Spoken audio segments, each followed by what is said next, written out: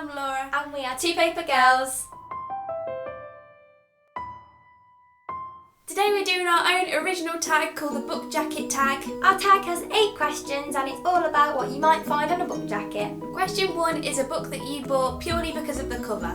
I chose Night Owls by Jean Bennett. In America, this book is actually called Anatomical Shape of the Heart.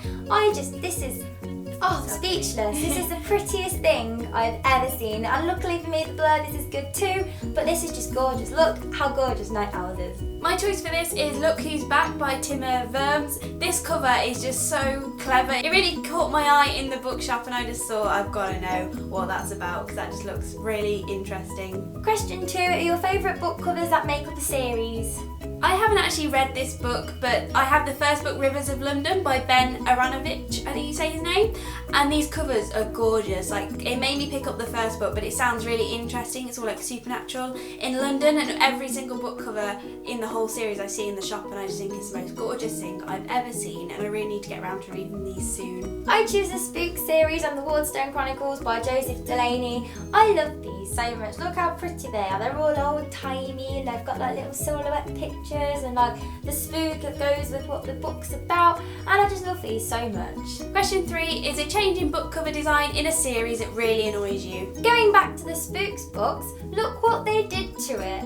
Look at this monstrosity. How can anyone think that this is better than this? I have no idea. This is just the most awful thing, and the fact that I have 2 shows you how I needed to buy these. Laura's been buying me these gorgeous copies, but when I first had to get them I could only find these because these are now called collector's copies, and this just infuriates me. I'm going to say the change in the Iron Trial series by Cassandra Clare and Holly Black. I really recently read the Iron Trial during the Cramathon and I thought, oh, I want to pre-order the second book, went on Amazon, and this monstrosity came up, and it's just so, I don't know, it just doesn't look all kiddie anymore, and the first cover was really, really nice. So I'm going to have to go out of my way to somehow, I think you can get the Copper Gauntlet in the nice hardback matching edition, because I can't get the white, bland, boring one because it just looks so bad. Question 4 is name a book where you prefer a different country's cover. I'm going to say Station 11 by Emily St John Mandel because I don't know, I quite like the UK edition. I like that you can get different covers, but I just think it looks really, really girly, and I love the nighttime blue sky sort of image on the American cover, and I thought it was really, really gorgeous. Then I ordered it off Amazon and the white pink thing came and I just was not impressed. I chose the Divergent trilogy. This is the English cover and it's not bad. I mean, I don't hate it. I don't think it suits it. It looks kind of like romance, like gothic-y, and it's not meant to be. It's meant to be dystopia, and I think the whole American copies bring that out a lot better than this. Question 5 is name a book where the cover really doesn't represent what the story's about. I chose All My Friends Are Superheroes by Andrew Kaufman because I love this book and I don't even understand why this is the cover. I mean, I've read this book many times and I've analysed it in my head because I love it. I just don't know who this is. Is it Tom? Is it the amphibian? I don't know this muddy man in shorts, and I don't know what he's doing there, and it's definitely not what the book's about. My answer for this is Will Grayson by John Green and David Levithan because I just don't understand this cover. I kind of get that like the Will Graysons merge into one. I quite like that because they have the same name but they're different people, but it's so shiny and I don't know why. It kind of looks like a psychedelic, I don't know. And the page never fits. This really bugs me. The cover isn't long enough for the book. But it's on purpose and it's just a really strange cover. I would kind of think it was like some sort of adventure, like travelling book. It just doesn't suit what it's about at all.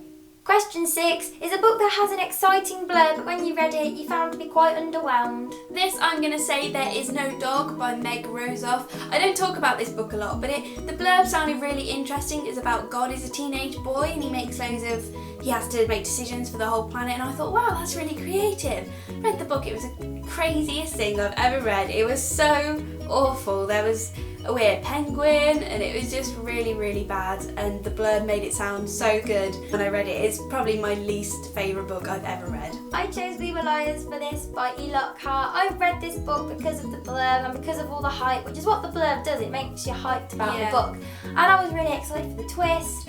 And then I read it, and then I was disappointed because the blurb was like, oh, you're gonna love the ending, and I was like, I didn't, and I was quite disappointed in that. Question 7 is name a book that you picked up because of an interesting or intriguing title. I chose The Alex Crow by Andrew Smith because I'm like, what's the Alex Crow? Like, if the crow was called Alex, I'd get that, like it is. But I'm like, why is it the Alex Crow? It's all because this book's about genetic experiments, but yeah, I didn't know that when I read the title. I was just like, ooh, and also it's Andrew Smith. But that's such a strange title, and the whole book was as intriguing as the title, so The Alex Crow, you should read. For this one, I'm going to say Mr. Penumbra's 24-hour bookstore. I haven't actually read it yet, but I did lend it to Amy, and I remember you saying it was a lot about like computer programming and stuff I really didn't expect. I thought it'd be a cute contemporary about a bookshop, and apparently it's not. So that kind of has put me off reading it, but I am still really intrigued because I'm just like, who's Mr. Penumbra? Why is the bookshop open for 24 hours? It just sounds really cute and interesting, but I haven't got around to it yet. And the last question in our original book tag, the book jacket tag, is question 8. Show off your top 5 favourite book covers. I don't have my books with me at the minute because we're filming at Amy's house, but I'm just going to put them on the screen here. These are the top 5 that I think are really, really beautiful and I just cherish because they're so gorgeous. I only have 4 of mine, so number 1 is All the Bright Places by Jennifer Neven. I'll Give You the Sun by Jandy Nelson. It's got yellow pages too, it's so gorgeous. The Assassin's Curse by Cassandra Rose Clark. This is just so beautiful, and I think I prefer Pirate's Wish as well, which is the red one in this duology, but I have this one and it's so beautiful. Of course, The Life of Pi by Anne Martel, my favourite book. And of course, Paper Towns. This book and this symbol, I just love the symbolism of paper towns, and this cover is gorgeous. So that's it for our original book jacket tag. We really hope you enjoy it. We're going to tag everyone down below who we think might enjoy doing it. But if you're watching this, and you're tagged too if you want to do this video, it's a lot of fun picking out all the books that you judge by the cover. And we'll see you on the next video. Bye!